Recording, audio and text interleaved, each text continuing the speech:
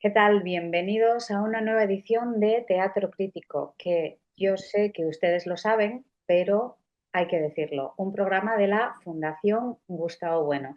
Es una bienvenida que no caduca, da lo mismo si nos ven el día del estreno o 10 años más tarde, y hay vídeos por ahí muy antiguos. La bienvenida sigue en pie y que, por supuesto, hacemos extensiva a todo el mundo, con independencia del país desde el que ustedes nos estén viendo. Yo hoy estoy segura de que les va a interesar muchísimo el tema que vamos a tratar. Les lanzo ya el título: El papel de la filosofía en República Dominicana. Y para hablarnos, que tiene mucha enjundia, y para hablarnos sobre el papel de la filosofía en República Dominicana, le damos la bienvenida, por supuesto, me van a permitir, de una forma muy especial, al profesor Eulogio Silverio, que ya nos está viendo, está aquí con nosotros. Bienvenido, gracias por aceptar esta invitación.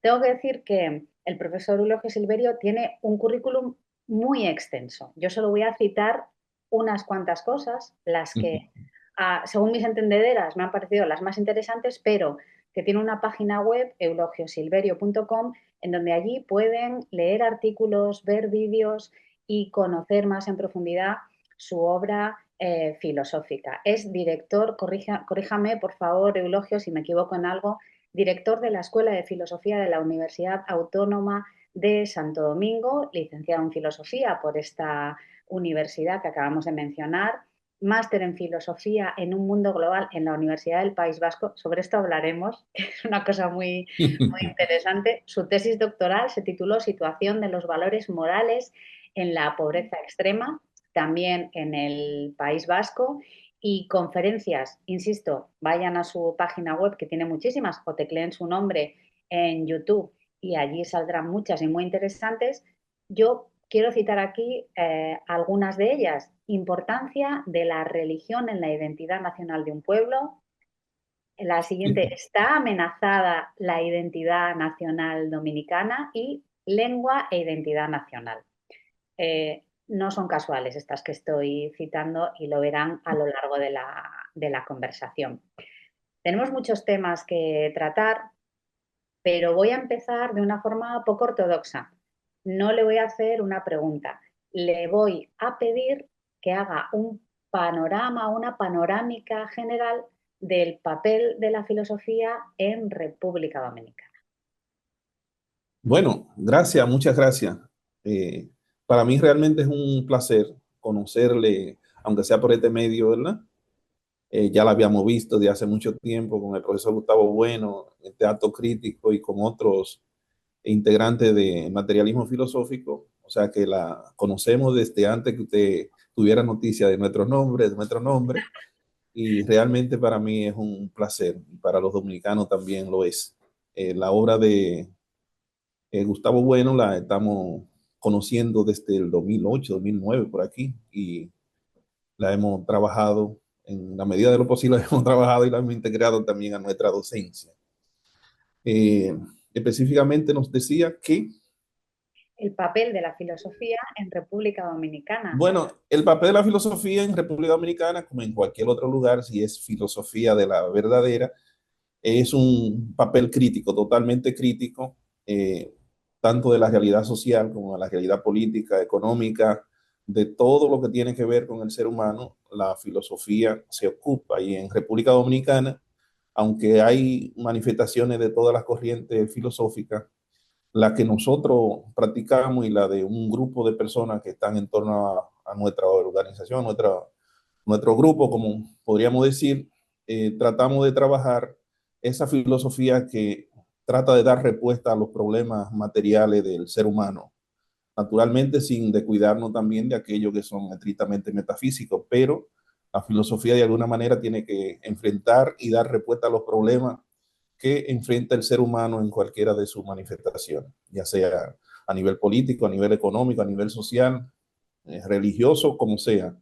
La filosofía en República Dominicana tiene un papel crítico, y en este momento crucial de nuestra historia, la filosofía realmente juega el papel más trascendente que pudiera jugar en cualquier etapa, y es de clarificar, de ser crítica con muchas cosas que hoy se dan por sentadas, muchas cuestiones que son ideológicas, que son impuestas, que vienen desde empaquetadas por organismos internacionales, que de alguna manera nadie se atreve a criticar por el poder que tienen, porque se reputan ellos mismos como la verdad absoluta y que sus juicios son incuestionables.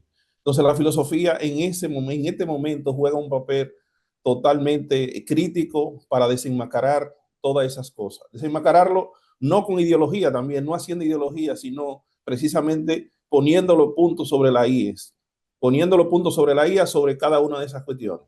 En eso podemos nosotros citar las cuestiones que tienen que ver con el feminismo, los feminismos, las cuestiones de género, que son imposiciones que vienen, la cuestión esa de los mismos derechos humanos, que es una construcción que todo el mundo sabe, pero hoy, como dice el profesor Gustavo Bueno, constituyen una idea fuerza, o sea, decir derechos humanos es que ya no puede hablar más nada, simplemente lo dijeron los derechos humanos como si eso fuera una religión.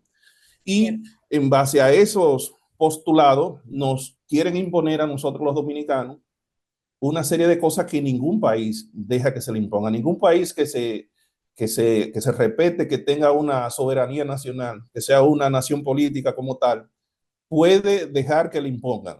Y en eso vienen las cuestiones también de las migraciones que vienen de otro país, de los problemas sociales que están en torno a nuestro país, que llegan a nuestras puertas, como también llegan a España, según he visto, y que dentro de los mismos dominicanos hay personas que no se dan cuenta que estamos cavando la tumba de nuestro propio entierro. O sea, es una cosa como absurda, loca, vengan todos, aquí cabemos todos, somos humanos y sabemos que somos humanos, pero cada nación ha hecho su esfuerzo para resolver su propio problema. Quiere decir que aunque nosotros somos una nación que se reivindica ser cristiana, sobre todo cristiana católica, eh, somos humanistas, naturalmente no vamos a negar eso, somos solidarios y lo somos, pero también nosotros necesitamos tener la suficiente claridad en este momento de cómo se forman las naciones, por qué razones se forman, y que si perdemos la voluntad que nos llevó a ser una nación soberana en su momento, si la perdemos ahora, estaríamos perdiendo precisamente nuestra independencia, nuestra soberanía, porque nadie, absolutamente nadie, ninguna república puede soportar que los nacimientos que se estén generando en su país, que se estén produciendo en su país, en sus maternidades, un 35% sea del vecino extranjero que llega de manera ilegal, y que solamente en materia de educación nosotros tengamos 200,000 niños que admite el ministerio, y te sabe que las estadísticas en estos países no son totalmente creíbles, que son más, pero 180,000 niños que pagan alrededor de 150,000 pesos dominicanos en el año sumarían 23,000 millones de pesos solamente en esa población de ilegales, de irregulares, de gente que nació por la puerta de atrás. 23,000 pesos, 23,000 millones de pesos, cuando la Universidad Autónoma de Santo Domingo, de la cual yo soy director de la Escuela de Filosofía, recibe anualmente 13,000 millones de pesos para todos los recintos que tiene en torno a la... Entonces, esas son las aristas que nosotros desde la Escuela de Filosofía hemos ido tocando, que hemos ido tratando en una actividad que nosotros llamamos 24 horas de filosofía, que es una actividad de divulgación que la hacemos en todos los recintos de la Universidad Autónoma de Santo Domingo todos los semestres de cara al público, en los pasillos. No nos enclaustramos, no entramos a un aula con aire acondicionada, no, lo hacemos en un pasillo por donde cruzan todos los estudiantes, todos los profesores, para que el que no pueda quedarse el día entero se quede una media hora, 5 minutos, o simplemente que le llegue el sonido de lo que se está tratando ahí. Y siempre los temas que tratamos en esa 24 de hora de filosofía los temas, el programa lo elige la situación política o la situación económica, social del país y del mundo, porque no es que estamos localmente solamente. Claro, porque ya lo has esbozado tú en esta intervención que has tenido, pero efectivamente República Dominicana enfrenta una serie de problemas serios.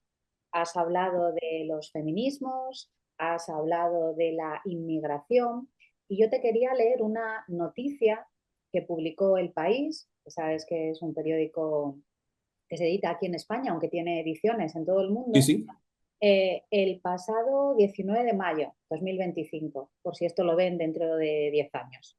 2025, la otra cara de Punta Cana, haitianas violadas para evitar ser deportadas y abandono escolar. Quiero decir, el artículo no te lo voy a detallar, pero vuelve con el tema de los derechos humanos que tú has mencionado, porque mencionar esto es dogma de fe, se acabó, ya no tenemos nada más que hablar, son como palabras mágicas, ¿verdad? Eso sí que es pensamiento mágico. Y quiero que nos cuentes, hace poco, hace unos años, tuvisteis una reforma constitucional, si no me equivoco, para el tema de la nacionalidad, porque se nacionalizaba a un montón de haitianos que cruzaban la frontera de forma ilegal, si no me equivoco. Insisto, corrígeme por favor, Eulogio, si me equivoco.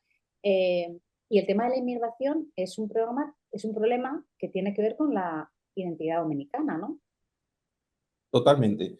No fue una reforma constitucional, fue una ley, un decreto de un presidente que trató de regularizar a los haitianos o a cualquier extranjero que estuviera en el país de manera irregular y que pudiera probar de alguna manera que tenía derecho a estar aquí, pero solamente se regularizaron 7,000, porque es que los vecinos que tenemos entran sin acta de nacimiento, sin pasaporte, sin nada, y no pudieron reunir documentos porque ellos parecen su país de origen no le dan ninguno de esos tipos de documentos. Lo que quiere decir que es una nación que, ajá, No, pero solo para despistados, para muy despistados, déjame hacer un inciso que es casi una grullada, pero creo que es necesario hacerlo. Vosotros, República Dominicana, la única frontera terrestre que tiene es con Haití. Son vuestros únicos vecinos, frontera terrestre. Continúa, perdón. sí. No, es una isla, efectivamente, la única frontera terrestre que tenemos es con Haití, o sea que es un asunto delicado, porque son casi 400 kilómetros de frontera abierta, no tenemos un muro como tal, y cualquiera que pase aquí sencillamente tendría que decir, según esas pretensiones que se tienen, de que nació aquí, y ese se le dio la oportunidad para un poco eh, lavarle la cara al problema y a partir de ese momento poner un punto y el que no se regularizó, el que no pudo regularizarse, pues entonces es que no tendría ningún derecho. Aunque nos opusimos en el momento sobre ese asunto, pero era necesario hacer un punto para a partir de ahí entonces no tener razones para que se dieran estos reclamos que se están dando como quiera, porque los haitianos, supongo yo que con alguna mala fe o ingenuidad, pero que en esto no hay ingenuidad, ellos sencillamente dicen, bueno, es que yo no soy dominicana, pero mi hijo nació aquí. Ujú. Como si el hecho de nacer aquí, de hablar la lengua española, de tener años aquí, le da el derecho a la nacionalidad, cuando nuestra constitución habla bien claro que es el jus sanguinis que se asume como la forma de adquirir la nacionalidad dominicana. Se es dominicano por ser hijo de un dominicano o de una dominicana. Entonces, de cada vez más en más, nuestra maternidad están llenas de parturientas haitianas, pero llena, llena, llena. Y eso está incentivado por ONGs de haitianos y dominicanos y financiados del extranjero que traen las parturientas nuestras maternidades. De hecho, los hospitales de la frontera, el 60% de los nacimientos que se dan ahí, más del 60% de los nacimientos que se dan son de haitianos. Y aquí hoy incurrimos en la ridiculez, en el absurdo de que las dominicanas no pueden ir a las maternidades, no pueden ir a los hospitales porque hay una fila de extranjeros ilegales que ocupan esos servicios. Y sin embargo, quienes pagan esos servicios son los dominicanos, porque es como si nosotros no tuviéramos gente pobre que necesitaran los servicios que nosotros mismos pagamos, que esos mismos pobres pagan.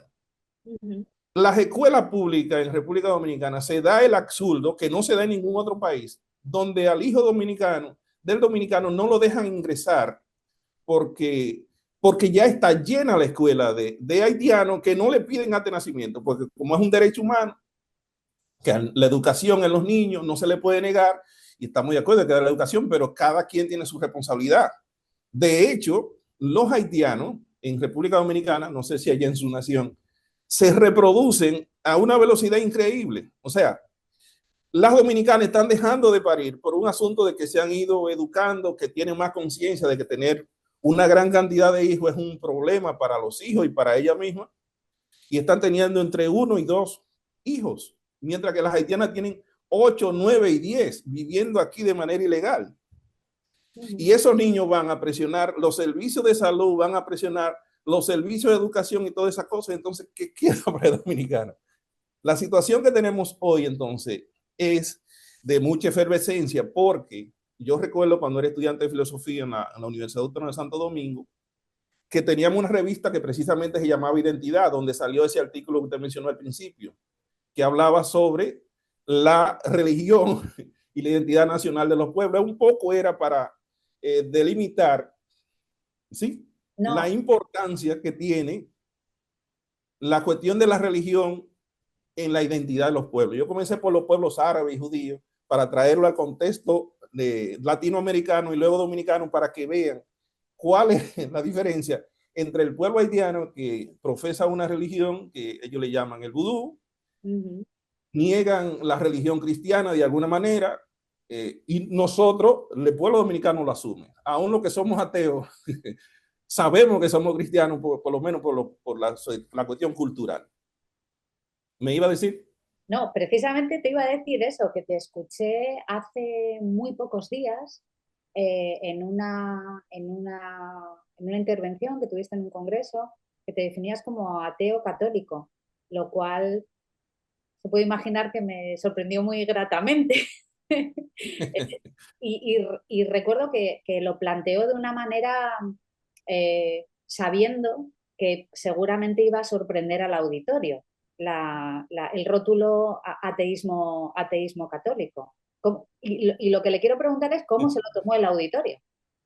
No, bueno, donde quiera que yo lo digo, resulta explosivo, porque eso de escuchar que una persona que se reputa ateo también dice que es católico, ¿cómo entender eso?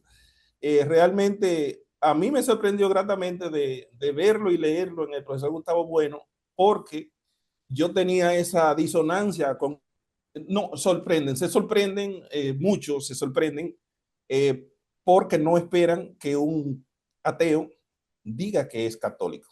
Entonces yo le explico que la cuestión cultural, de hecho, nosotros habíamos dado un curso de verano, un curso de filosofía de verano, un poco emulando lo que hace la fundación, ¿verdad? Con los cursos de filosofía en verano, que Ujú. nosotros hemos seguido también a través de las redes. Nosotros desde que llegamos a la escuela de filosofía tenemos 2 ediciones ya de los cursos de verano, y el curso de verano del verano anterior fue sobre la religión, ciencia y ese conflicto que podría darse entre religión y ciencia. Lo abordamos y a mí me tocó abordar La fe del ateo del libro del profesor Gustavo Bueno, que vi también en el Teatro Crítico, la entrevista que usted le hizo, y también lo planteé ahí abiertamente a un público de como 109 alumnos que estaban en línea, lo dimos en línea, y le sorprendió de que alguien que se dice que es ateo también sea un ateo católico. En ese contexto del precongreso, realmente se lo tomaron con mucha sorpresa, pero también era una oportunidad también de oro, porque la Escuela de Filosofía de más en más ha ido recibiendo personas que vienen de los seminarios, que esa educación pesa mucho. Ellos, aunque quieran ser otras cosas, en el fondo siguen siendo católicos como siempre. Entonces, al escuchar que yo soy un ateo católico, me ayudó a acercarme un poco más a ellos, a que no me vean tan distante. Pero también yo le estaba respondiendo en ese congreso a una persona que viene del seminario, que había dicho yo lo invitamos a una mesa para que pusiera y él dijo que el título del Congreso le parecía sospechoso. ¿Cómo eso de que pensar en español? Que hay arista más importante que define la dominicanidad que la lengua española, que la lengua española. Y yo le dije, oh, ajá. Entonces yo le di la respuesta y yo, no, no, no, eso fue elegido a propósito. Ese título es a propósito. ¿Por qué a propósito? Porque nosotros hoy en República Dominicana estamos amenazados por esa gran inmigración descontrolada que viene de los haitianos, que nos quiere, y ellos son de los promotores, pertenece a una fundación de los jesuitas aquí en República Dominicana, que promueven toda esa haitianidad y esa cosa, y dice que el creñol, que hablar como una mezcla de español y creol es parte de la identidad dominicana. Digo, no, los dominicanos reivindicamos hablar en español y pensar en español como una arista importante de la identidad del pueblo dominicano. Porque mientras tenemos a los haitianos que nos quieren sumir en su barbarie, en su pobreza, tenemos a los norteamericanos por el otro lado que quieren que nosotros hablemos y pensemos en inglés, sus tonterías y sus cosas. Entonces, la única que nos queda es pensar en español y definirnos por la arista de la hispanidad. No, yo le decía, no porque yo me sienta español, no, pero el español dominicano es una lengua que hablamos los dominicanos, que nos entendemos los dominicanos y que vino de España. No es un asunto que nosotros elegimos, pero nosotros no podemos estarnos peleando con la historia permanentemente. Ah, que nos invadieron. España era un imperio y no lo niegan. Y el hecho de ser un imperio es una herencia que nos han dejado a nosotros. Aquí en República Dominicana y en América Latina se habla el español. Entonces nuestros vecinos hablan español, piensan en español y debemos reivindicar eso como una arista importante de lo que es ser latinoamericano, que es un concepto que debería... Aquí en España se habla de la teoría del reemplazo para hablar de cómo se está sustituyendo, porque tenemos el problema de... Tengo delante la pirámide de población de República Dominicana del 2024, ¿eh? Y la vuestra es un triángulo. La nuestra es un triángulo invertido. Y entonces se habla de la teoría del reemplazo para decir, en nuestro caso, la inmigración es africana, principalmente, y cómo se está sustituyendo a los españoles católicos por los africanos musulmanes. Estoy simplificándolo mucho. Y, y le estaba diciendo a Iván que realmente el gran reemplazo es el de la política por la ética, cuando se empiezan a utilizar cuestiones como derechos humanos, felicidad, compasión, empatía. Eso no es política, eso es otra cosa completamente distinta. Pero bueno. No, exactamente. Aquí está la misma confusión, porque eso es mundial. O sea, se quiere gobernar con cuestiones éticas y morales, apelando a eso, y uno lo entiende, porque es que es duro, muy duro para alguien ver, por ejemplo, que una mujer haitiana llega a un hospital, inmediatamente le dan los servicios, la estabilizan, no está en riesgo, entonces inmediatamente la espera migración, ¿verdad? Para llevarla de retorno a su país. Eso, evidentemente, que como decía el profesor, le duele a todo Cristo. Nadie puede decir que no, pero es que no se puede gobernar con la ética ni con la moral, porque hay otro nivel de otros valores que son los valores políticos. Entonces se gobierna con las políticas. Y si nosotros, a fuerza de ética y de moral, dejamos que se llene el país como se está llenando, de personas que vienen de otra parte, que vienen de Haití, que no traen ni siquiera la vocación de integrarse a la cultura dominicana, sino que hacen gueto. Ellos hacen gueto. O sea, los haitianos, usted no sabe dónde están nunca después que ellos salen de trabajar, porque ellos realmente constituyen un gueto. Ellos no se integran a la República Dominicana, ni les interesa ser parte de la sociedad dominicana, sino seguir siendo haitiano. Entonces, lo que me parece sospechoso es que todavía ellos no están exigiendo el derecho de una minoría nacional en la República Dominicana. Derechos de minoría, porque si ellos son una gran parte de la población que está subterránea, que aunque está ilegal, vive aquí, que están produciendo más hijos que nosotros, pues entonces deberían estar reclamando ya casi derecho de que le asignen cuotas, de que le asignen, que le eduquen en su idioma y todas esas cosas. Entonces, para la República Dominicana, sencillamente aceptar eso es aceptar que desaparecemos, que vamos a desaparecer. Ahora, No sé si te has visto lo que está pasando a nivel de la calle en República Dominicana, y es que la población dominicana ya se ha empoderado en sentido general, la gente del pueblo. De hecho, hay un líder que le dicen Ángelo Vázquez, que es una persona que no es ni siquiera bachiller, que no es bachiller, Eso no es universitario, no es un intelectual, al que se no le es ha, un académico. Ajá. al que se le ha criticado precisamente por no tener título universitario, si no me equivoco, ¿verdad? Esa ha sido su forma Se, le ha, domine, sí.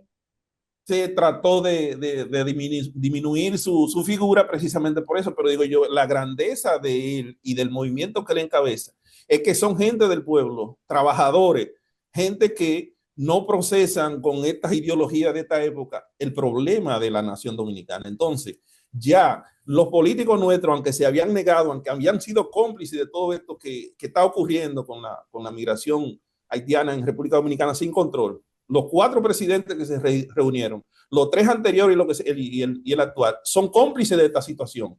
Y naturalmente la burguesía nacional que se aprovecha esa mano de obra barata, ilegal y esas cosas, y lo aprovechan. Eso es normal que lo hacen todas las burguesías, porque no le importa la patria.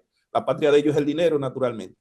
Pero ya el discurso de la nación, de la defensa de la nación, está en la calle. Y está en la calle con personas como Ángelo Vázquez, que naturalmente no es bachiller y no lo es porque él no ha querido, porque es una persona sumamente inteligente, sumamente organizada. Y se ha logrado este nivel de empatía y de simpatía en la población dominicana, tanto la población llana, los motoconchos, las amas de casa, la gente de a pie, como de intelectuales y académicos. Que se ha logrado todo eso, si ha logrado todo eso, quiere decir que es un liderazgo que hay que tomar en cuenta.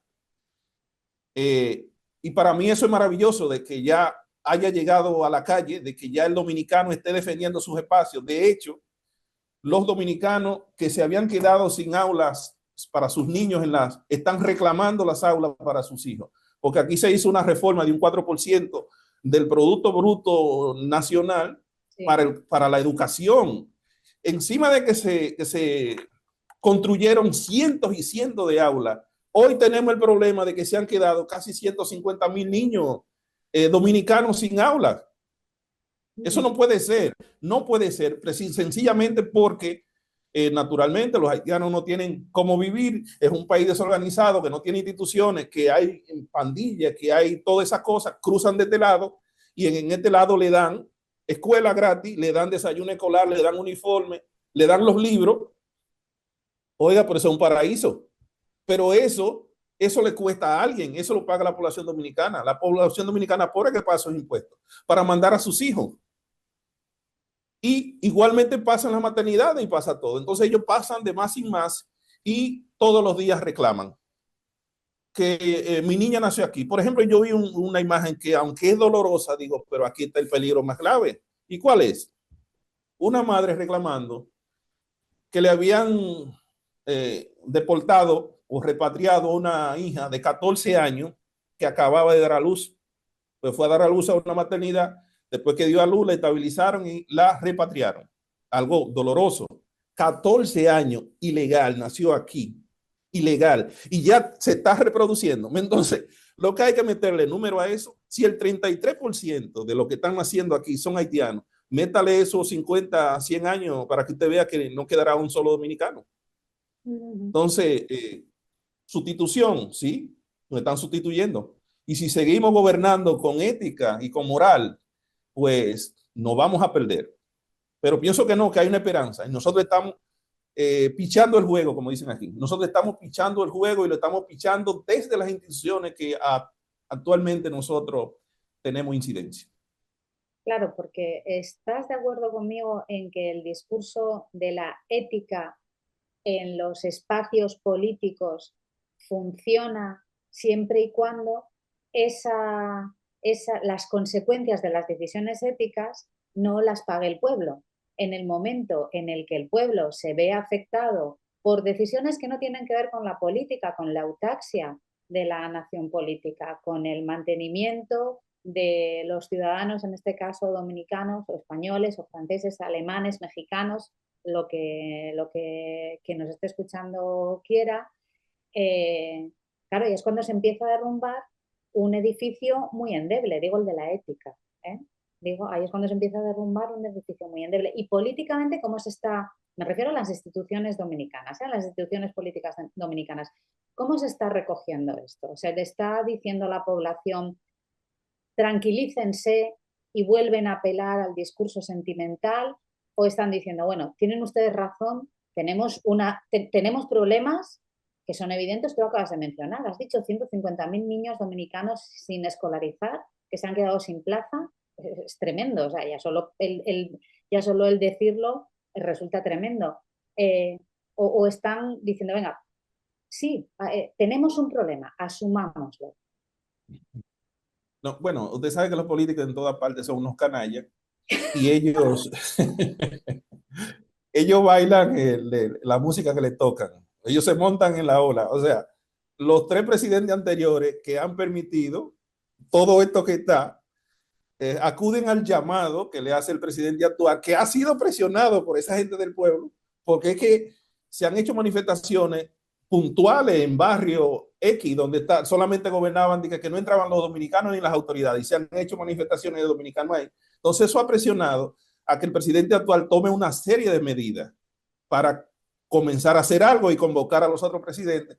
Y los presidentes, los que están, el que está y los que vienen, se montan en la ola del discurso de lo que el pueblo quiere escuchar, pero uno sabe que ellos no tienen compromiso con ninguna de esas cosas. Entonces, la única opción que le queda al pueblo es seguir presionando para que estos políticos hagan lo que le conviene a la nación dominicana y no lo que le conviene a ellos, porque ¿cuál es el problema de estos políticos?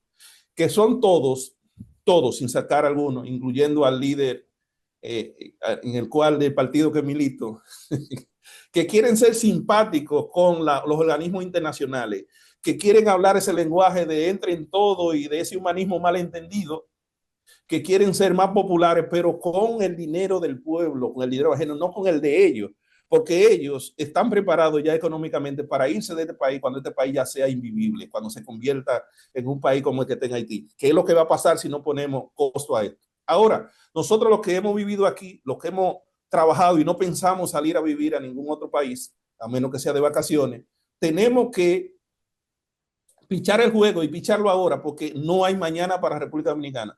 Si no le ponemos costo a esta situación ahora y ponemos las cosas claras, que el que esté aquí tiene que estar de manera legal y viene la cantidad y debe venir la cantidad que nosotros necesitamos en nuestra economía y que podemos soportar, no más. Y que si usted llegó ilegal, si usted entró por la puerta de atrás, no se registró, nadie sabe que usted está aquí, aunque usted tenga 100 años, no es dominicano. Una cosa que yo decía, y de alguna manera a usted le va a sonar, en una discusión que tuvimos en la universidad, y es que un profesor nuestro muy querido nos acusaba, que esa es la forma fácil de hacer política hoy. Me refiriéndome a los políticos que se montan en la ola de, de estos reclamos del pueblo y todo el mundo quiere ser simpático a los oídos del pueblo, pero en la academia no. Digo, no. Él decía, no, que esa es la forma fácil de hacer política, montarse en la ola, que le dicen anti-haitianismo, del anti-haitianismo. Digo, no, espérese. Esa no es la forma fácil. Yo soy aspirante a ser decano de la facultad mía y la forma más difícil de hacer política en la universidad es diciendo estas cosas, porque hay mucho, la mayoría vienen de los partidos de izquierda y tienen esa ideología de que se debe gobernar con la ética y con la moral y no con acciones políticas. Y eso lo dicen de boca, porque yo le decía, pero yo estuve en Cuba, recientemente estuve en Cuba y en Cuba tienen control de todo el que entran. De hecho, yo tengo mejores condiciones económicas que la mayoría de los cubanos que yo vi. Y a mí me controlaron desde que entré al aeropuerto hasta que salí. Entonces no me vengas tú con ese cuento, que quieren ser socialistas con el dinero del otro, con el dinero del pueblo. Entonces, la forma más difícil para nosotros, los académicos, hacer política, hacer campaña, es precisamente este discurso. Pero los políticos, naturalmente, ahora se han montado en la ola y todos están recogiendo los discursos anteriores de que podían venir todos, de que somos dos naciones hermanas, sin definir lo que es hermanos, como que si la vecindad no hiciera hermano a nosotros. Señores, yo soy más hermano, y se lo he dicho, soy más hermano que uno que habla mi propia lengua, que tiene mi propia religión, que tiene mis propios códigos. Ustedes que están allá lejanos son más hermanos que estos vecinos que no hablan lo que nosotros hablamos, que no piensan lo que nosotros pensamos y que no quieren lo que nosotros queremos. Entonces, yo decía, mire, profesor, en este momento ahora es más importante ser dominicano que ser profesor universitario, que ser empleado o que ser estudiante universitario. Es una hora de la patria, es una hora de la nación. No sé si a ustedes les suena ese asunto cuando decía el profesor Gustavo Bueno, que lo importante no es ser del país X ni de la región X, sino lo importante es ser español. Claro, efectivamente.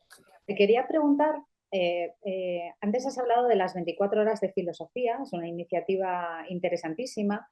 Cuando vosotros exponéis este tipo de cuestiones entre el alumnado, porque entiendo que los principales consumidores de esas 24 horas serán alumnos de las distintas facultades, ¿cómo lo reciben? Porque, por ejemplo, aquí, en concreto, en la Universidad Española, te arriesgas a algún tipo de agresión física o verbal si vas con un discurso perfectamente razonable como es el que estás exponiendo.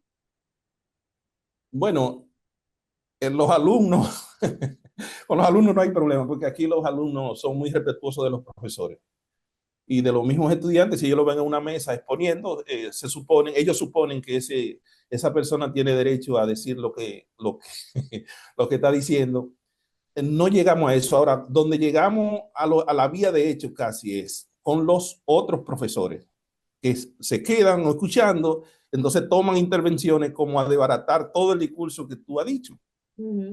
Y hay un amigo en San Francisco de Macorís, donde hay un centro de la UAS, lo que nosotros le llamamos eh, un, un centro regional Sí. o un recinto universitario bastante grande. Después que yo termino de hablar del tema que había elegido, que era identidad nacional y soberanía y derechos humanos. Soberanía y derechos humanos.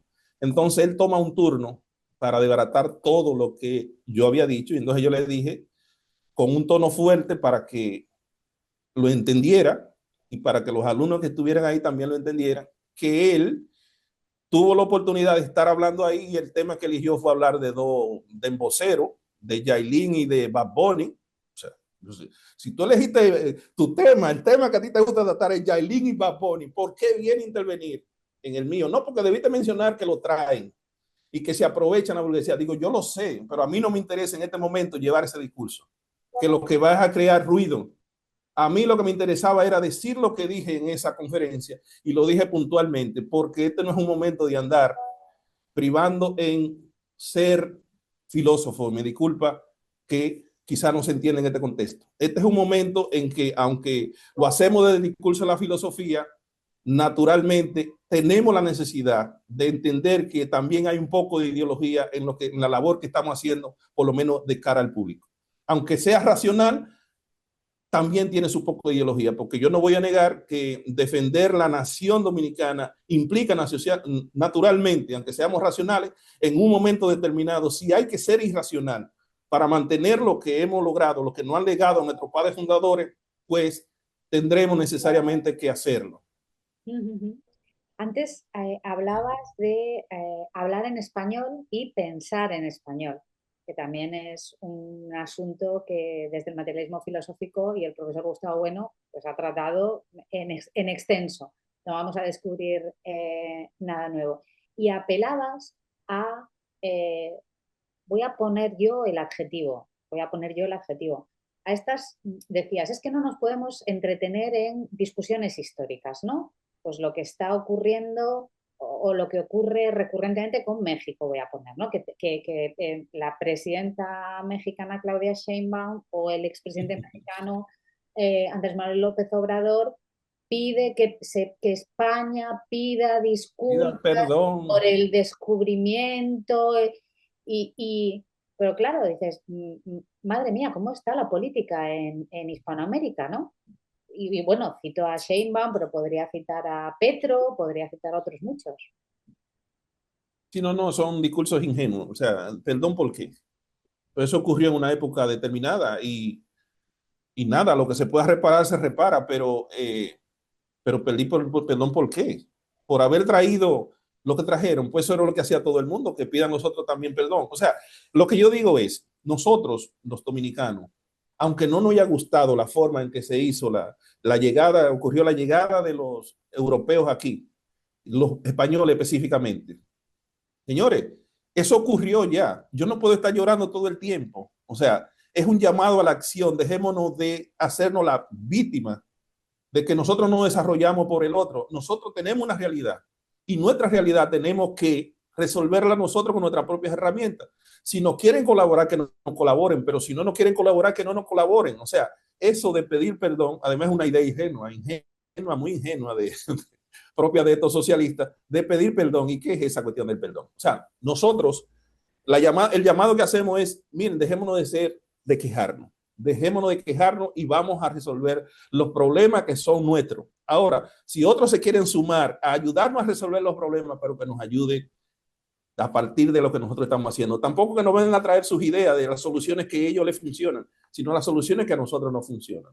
En ese sentido, entonces, los dominicanos creo que no estamos en ese momento de estar pidiendo que otro no, como están los vecinos, que todavía están echándole la culpa a todo el mundo, de que ellos no se han desarrollado porque, bueno, Francia no trajo las instituciones, que es otra cosa que aquí cae muy mal cuando yo le digo, siguiendo la misma línea del profesor Gustavo Bueno, de el imperio generador y el imperio depredador. Digo, no, es que Francia fue un imperio depredador, porque a esa gente ahí lo llevó para explotarlo, para sacarle la sangre, que morían entre 6 y 7 años, mientras que España, aunque era un imperio también, trajo sus instituciones, buenas o malas, pero trajo las instituciones de los ayuntamientos, la iglesia y todo lo que ellos tenían lo trajeron, porque aunque vinieron a explotar, y nadie lo niega, nadie lo puede negar, vinieron porque era rentable, pero trajeron las instituciones, tenían la idea de quedarse y lo que trajeron, como decía Galeano, y nos llevaron el oro, pero no trajeron el oro. O sea,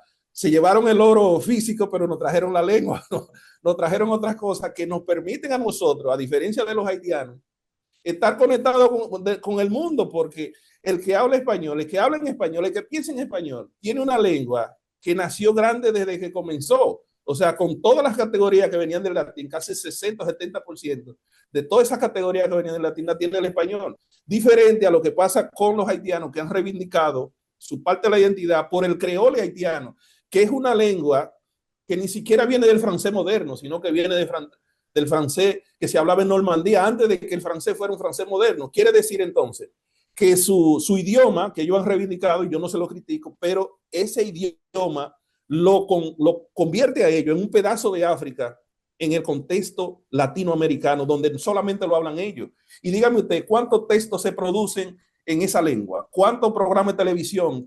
¿Quién emite en esa lengua? Entonces, hermano, seamos más inteligentes y dejemos de quejarnos y de reputarnos como negros o como blancos, como esa tontería del color, que para mí es intrascendente. Yo me sentí más identificado, se lo decía Gustavo, con un africano que entrevistaron, que le entrevistó, que viene de Nueva Guinea o algo así, un moreno, pero que habla español. Ese moreno que habla español es más cercano a mí que el vecino que yo tengo al lado, que habla otra lengua. Claro. Muy bien. Con bueno, el tema de las lenguas, te quería preguntar si estaba institucionalizado el creñol o se había No.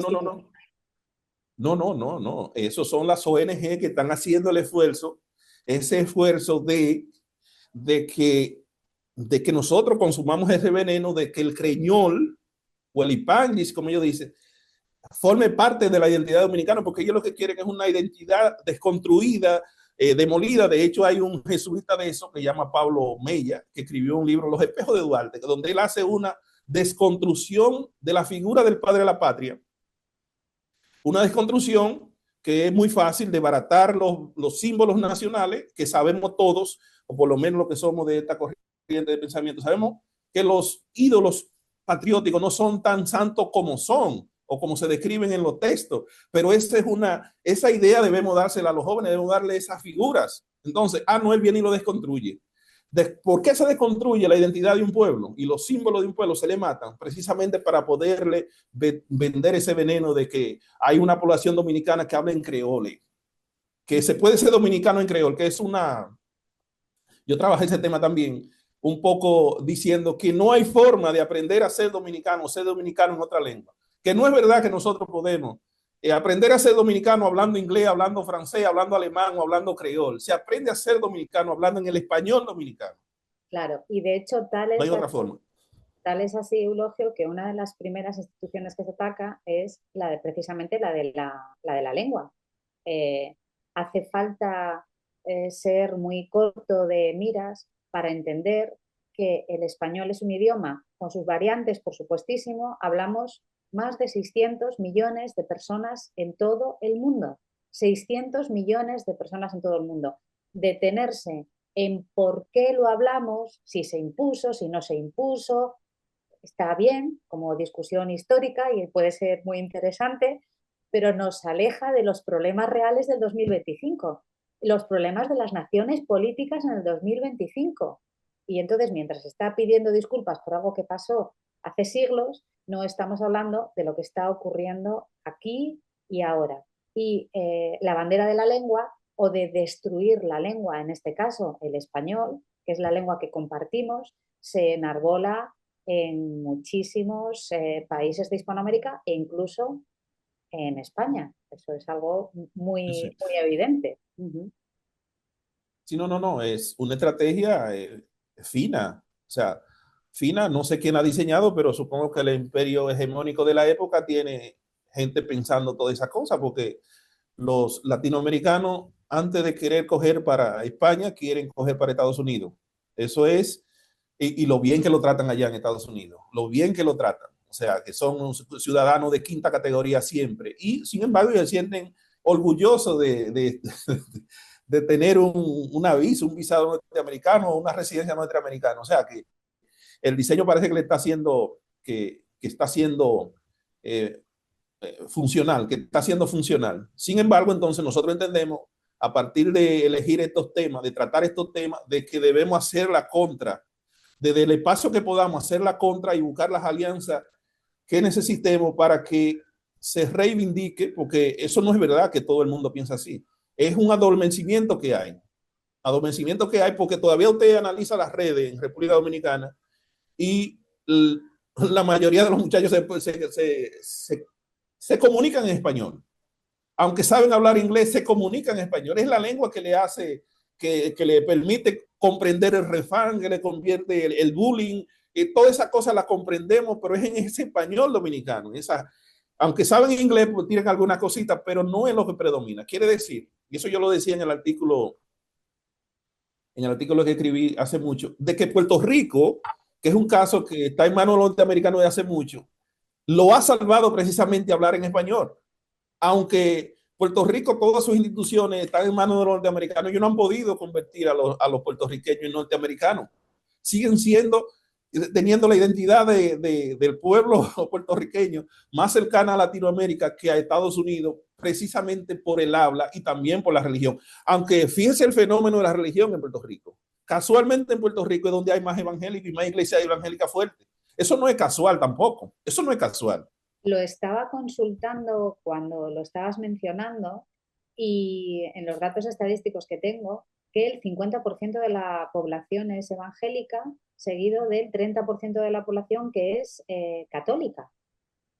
En República Dominicana han atacado mucho con los evangélicos, pero tenemos grandes alianzas ya con pastores evangélicos que tienen el mismo discurso que nosotros. De hecho, hay un profesor que se llama José Flete, que es profesor de filosofía y pastor evangélico, que tiene un discurso tan igual o más radical que el nuestro, porque ellos mismos se han dado cuenta de que aunque los haitianos vienen y se insertan en las iglesias evangélicas, al final de cuentas no son evangélicos nada, ellos lo han ido descubriendo con el tiempo, de que es una estrategia para que lo protejan, lo acojan, le ayuden con los papeles, pero al final siguen siendo tan haitiano como siempre, y no es que ser malo ser haitiano, pero en Haití, usted, lo malo es que usted quiera pretender venir a ser dominicano en República Dominicana, hablar mal de los dominicanos, sin embargo, coger todos los servicios sociales que ofrece el Estado, que da el Estado, toda la protección que da el Estado,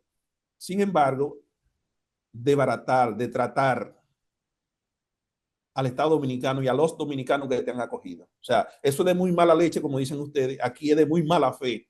hacer eso. Y nosotros no soportamos esa cosa. El dominicano no lo soporta. Que encima de que te recibo en mi casa, te trato como persona, porque somos gente solidaria. No podemos ver a alguien que tenga hambre, no importa que esté legal o ilegal, y no de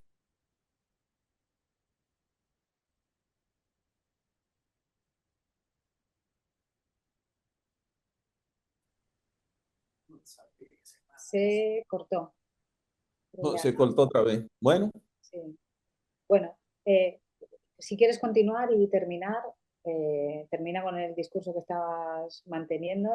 Estabas hablando de que eso era de mala leche, como decimos aquí en España, y de mala así. fe, como decimos nosotros en República Ah, Dominicana. bueno, lo que decía era que es de muy mala fe y de muy mala leche, y como dicen ustedes allá, de que yo te recibo en mi casa, soy solidario contigo, te protejo, porque el llamado ético es ese. Si yo veo una persona con hambre, yo no puedo ponerme a preguntarle si es legal, si es ilegal, simplemente el dominicano lo ayuda.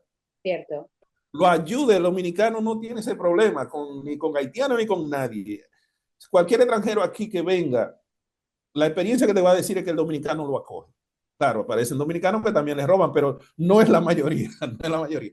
En la mayoría aquí se trata bien al extranjero, incluyendo al haitiano que viene en condiciones de sobrevivencia. El dominicano, en términos personales, lo acoge. Ahora, el problema es que no podemos gobernar con eso. Yo en las aulas he incorporado un módulo donde tratamos eso en la ética, la moral, la política. Digo, y los ejemplos que uso son eso. Si a fuerza de cuestiones éticas nosotros llenamos la casa donde vivimos de haitianos o de extranjeros, ¿qué va a pasar? Que vamos a destruir la comunidad y finalmente va a destruir la eutasia del Estado, va a destruir el poco bienestar que hemos logrado. Pues yo le digo, miren, ustedes quizá no recuerdan, porque ustedes no son de esta época, pero en el 90 los dominicanos celebrábamos cuando comprábamos un zapato o una camisa. Entonces, no quieran decir, no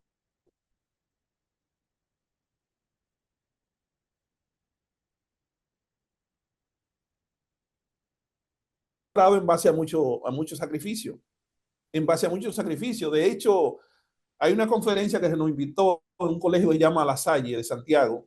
En el colegio La Salle de Santiago se nos invitó a una conferencia sobre la identidad dominicana. Entonces yo decía, porque son jóvenes clase media de la ciudad de Santiago, yo le decía, miren, el bienestar del que ustedes gozan hoy, posiblemente no lo gozaron sus padres. Posiblemente sus padres han tenido que trabajar mucho, mucho, mucho para conseguir que ustedes estén estudiando en un colegio como este. Y si ustedes no tienen conciencia de lo que lucharon sus padres para lograr el bienestar que tienen hoy, es posible que lo pierdan mañana, porque hoy hay un llamado. El llamado es a ustedes a defender lo que nuestros padres fundadores nos han dejado como una herencia para nuestros hijos, para nuestros nietos y para las próximas generaciones de dominicanos que vengan.